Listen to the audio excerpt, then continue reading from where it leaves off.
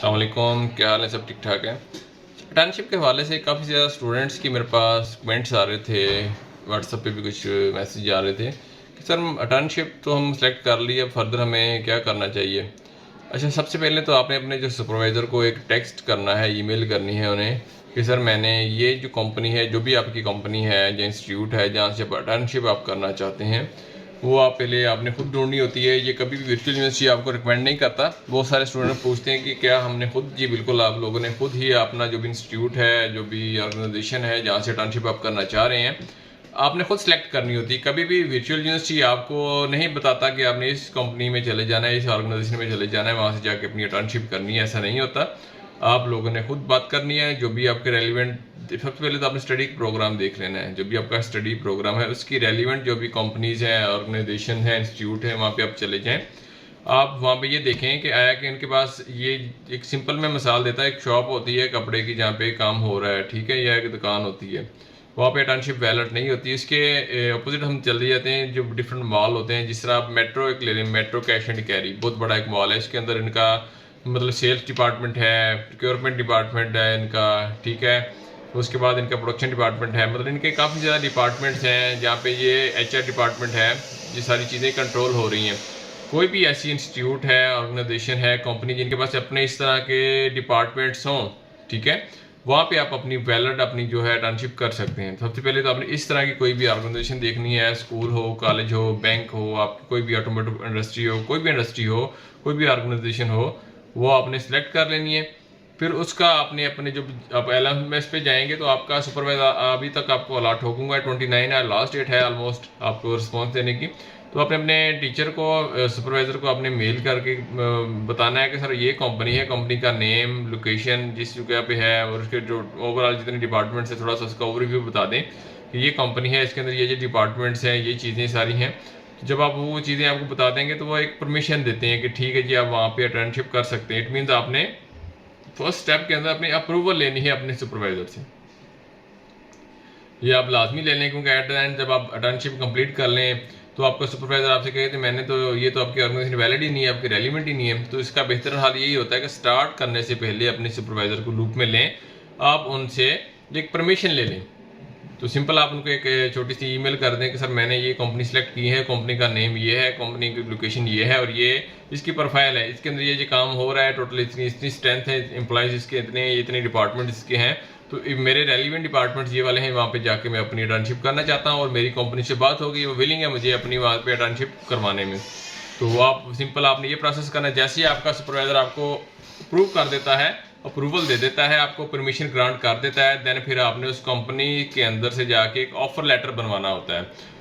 Offer letter basically होता क्या है? ऑफर लेटर बेसिकली कोई भी कंपनी है जहाँ पे आपने जाके काम करना है, उनके रूल्स एंड रेगुलेशंस होते हैं, उसका एक क्राइटेरिया होता है, वो आपको बताएंगे जी हम आपको इंटर्नशिप देंगे इस डिवीजन से इस डिवीजन तक, वो आपको टाइम पीरियड दे देंगे ना, आपकी मोस्टली 6 to 8 वीक की होनी चाहिए। जो वर्चुअल यूनिवर्सिटी की इंटर्नशिप है उसका ड्यूरेशन है 6 वीक से 8 वीक, 6 to 8 वीक्स होनी चाहिए। इस दौरान आपने मतलब जो भी रिपोर्ट राइटिंग करनी है इसी दौरान आपने कंप्लीट करनी होती है। तो आपने कंपनी लेटर हेड अपने प्रॉपर लेटर हेड के ऊपर लिख कर देती है ऑफर लेटर के अंदर कि हम आपको जो अटेंडशिप है वो पेड होगी या अनपेड होगी, पैसे मिलेंगे या नहीं मिलेंगे, वो एक चीज़ ये क्लियर कर देंगे। सेकंडली आपसे ये भी उन्होंने कहना है कि जी अगर हमारे पास एज अटर्नी आप कुछ टाइम के लिए काम करेंगे, उस दौरान आपके लिए कुछ इंस्ट्रक्शंस होंगी, लाइक आपने मतलब जो भी इनकी कंपनी पॉलिसीज़ है उनको आपने फॉलो करना है। जो बाकी एम्प्लॉयज़ को बेनिफिट्स मिलते हैं वो आपको बेनिफिट नहीं मिलेंगे। उनका जो कॉन्फिडेंशियल डाटा है वो आप उनके परमिशन के बगैर यूज़ नहीं कर सकते, साथ लेके नहीं जा, मतलब जो भी उनकी अपनी होगी टर्म्स एंड कंडीशंस होगी आप उसको एक्सेप्ट करते हैं, वो एक आपकी एक्सेप्टेंस होती है। तो उसके अंदर फिर आपको वो एक लेटर हेड के अंदर चीज़ें सारी मेंशन करके देते हैं और आपको डेट दे देंगे कि इस डेट तक आपने अपने नीचे इसको पढ़ लें पूरे पेपर को।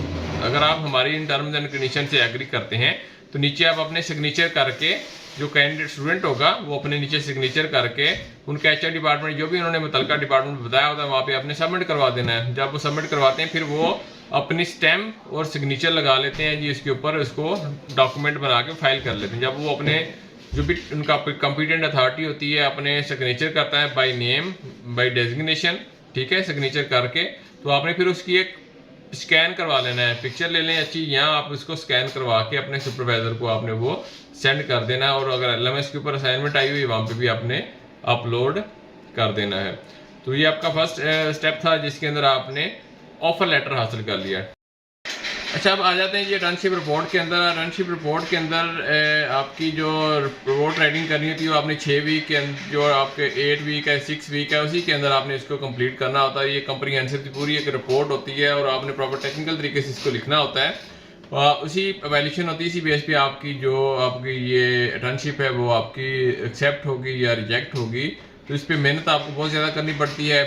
तो आप स्टार्ट में ही इसको स्टार्ट कर लें तो आपके लिए ज़्यादा बेनिफिट हो जाता है। इसमें ये होता है कि सबसे पहले आप जब रिपोर्ट बनाने हैं, सबसे पहले आपका टाइटल पेज आता है।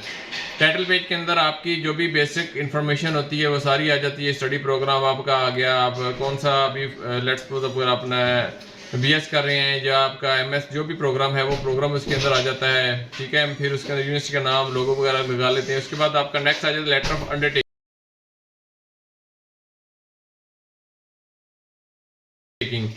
लेटर ऑफ अंडरटेकिंग आपको डोनर सेक्शन के अंदर मिल जाता है। वहाँ पे अपने नाम लिखना है, आपकी वल्दियत जो भी ID है वो लिखने के बाद आपने नीचे सिग्नेचर करना है कि इस जो रिपोर्ट है मैं खुद लिख रहा हूँ, उसके अंदर जो भी चीज़ें हैं वो मेरे रेलिवेंट है और मैं इसके अंदर कोई भी दोनबरी नहीं कर रहा, इसके अंदर फेक डेटा नहीं लगा रहा। तो वो आपने नीचे सिग्नेचर करके वो चीज़ें सारी इसके अंदर लगाने के बाद उसको आपने स्कैन करना है। स्कैन करने के बाद आपने इस रिपोर्ट के अंदर वो अंडरटेकिंग जो भी हेडिंग है उसके नीचे आपने लगा देना। वैसे क्या डाउनलोड सेक्शन में जाएंगे आप, वहाँ पे इसका टेम्पलेट मिल जाता है जिसके अंदर रिपोर्ट के अंदर जो आपने चीज़ें लिखनी है वो सारी चीज़ें आपको वहाँ से मिल जाती हैं। और अगर आप चाहते हैं कि ये आपसे नहीं बन सकती, उनको थोड़ा सा इसमें कह लें कि चांस 3 होते हैं, तो आपकी पूरे सेमेस्टर की मेहनत होती है पूरे इस प्रोग्राम की, तो अगर ये फेल हो जाए तो आपकी डिग्री के अंदर ये F आएगा।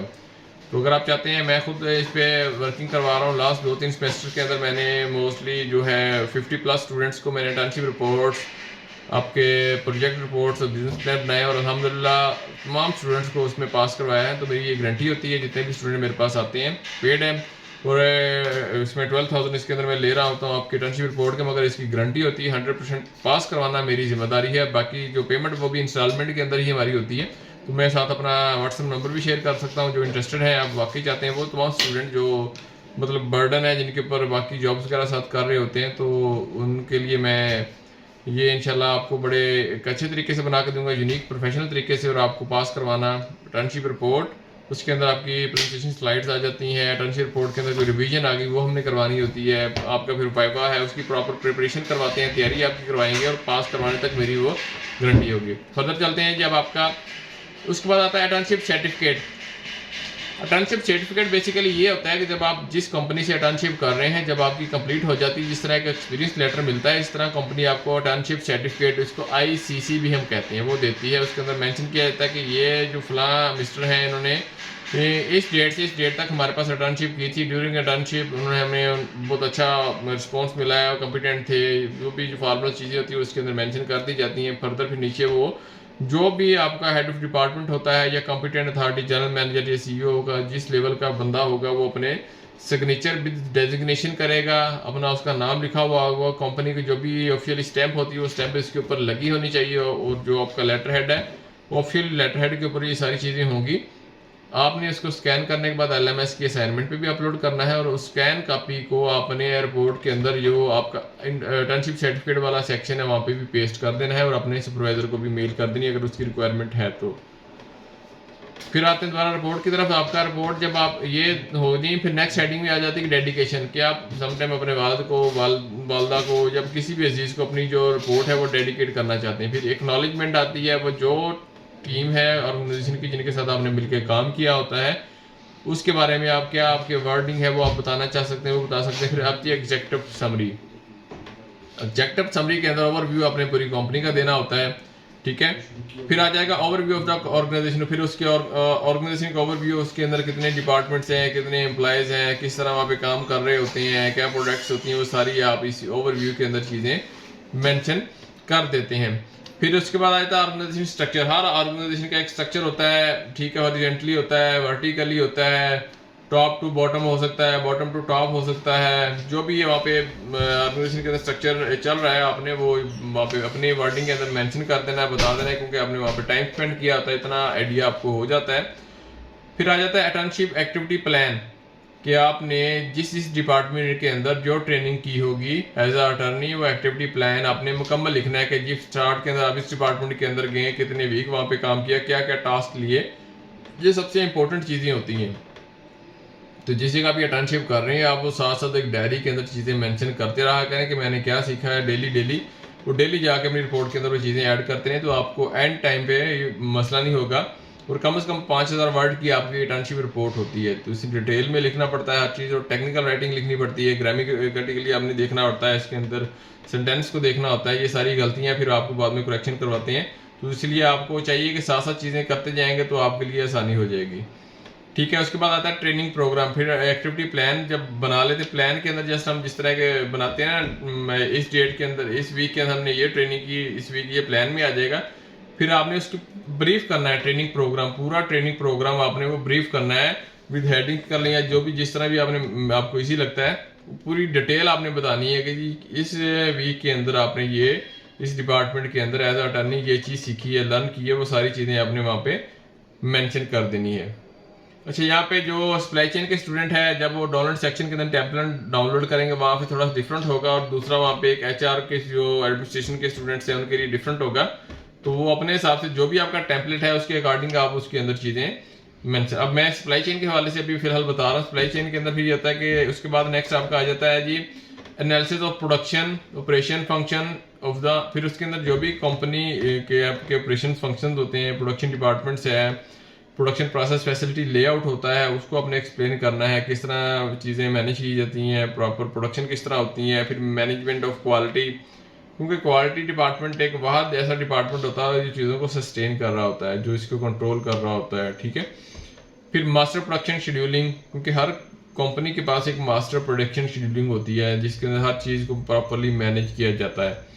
अब उसके बाद आ जाता है सप्लाई चेन मैनेजमेंट आपका आ जाता है। ठीक है, क्योंकि सप्लाई चेन मैनेजमेंट के जरिए ही आप लॉजिस्टिक को कंट्रोल कर रहे होते हैं, प्रोक्योरमेंट की हमारी जो चीज़ें आ जा रही होती हैं, स्टोर के अंदर हमारा वेयर हाउस की चीज़ें जो हमारी वो हम कंट्रोल कर रहे होते हैं। ठीक है, फिर इस तरह वेयर हाउसिंग आ जाती है।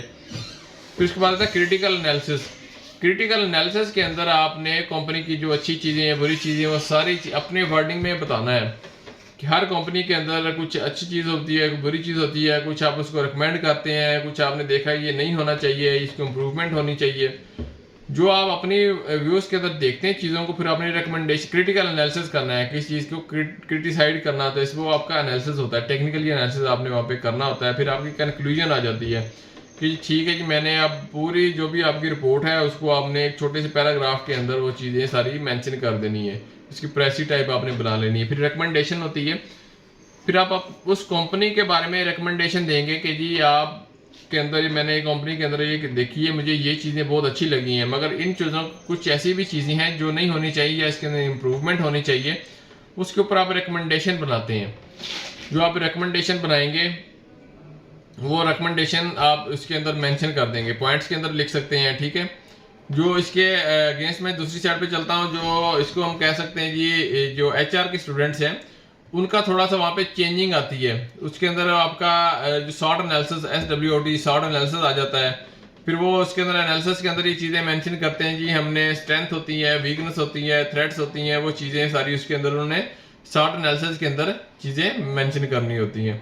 तकरीबन ये सारा आपका इसी तरह होगा जिस तरह मैंने पहले बयान किया है। बस सारा यहाँ पे जाके जब हम इसकी ट्रेनिंग एक्टिविटी प्लान देखते हैं ना, वहाँ पे जाके इसके अंदर अरेंजमेंट ऑफ ये आपका आ जाता है एनालिसिस ऑफ HR फंक्शन, वहाँ पे जाके चेंज आ जाएगा एनालिसिस ऑफ HR फंक्शन। जो भी HR के फंक्शन हैं उसके अंदर सारी चीज़ें, मतलब उसके अंदर ह्यूमन रिसोर्स प्लानिंग फोरकास्टिंग आ जाएगी, आपकी एम्प्लॉयज आपकी सिलेक्शन आ जाती है, मतलब HR के जितने फंक्शन है वो सारे आपने वहाँ पे एक्सप्लेन करने। फिर क्रिटिकल एनालिसिस सेम उसी तरह आ जाएगा। फिर इसमें शॉर्ट एनालिसिस का इजाफा किया जाता है, मतलब उसके अंदर strength, weakness, threats and opportunities हैं, वो चीज़ें इसके अंदर आ जाती है। फिर वो शॉर्ट एनालिसिस लाजमी एक हिस्सा होता है, जो चीज़ें आपकी स्ट्रेंथ कंपनी की कौन कौन सी है, वीकनेस कौन कौन सी है, वो पॉइंट्स के अंदर लिखी जाती हैं। ठीक है, फिर इस तरह आप अपॉर्चुनिटीज़ हैं, जो उसकी कंपनी की थ्रेट्स हैं, वो सारी चीज़ें इसके अंदर स्टेप बाय स्टेप पॉइंट्स के अंदर वो चीज़ें मेंशन कर देंगे।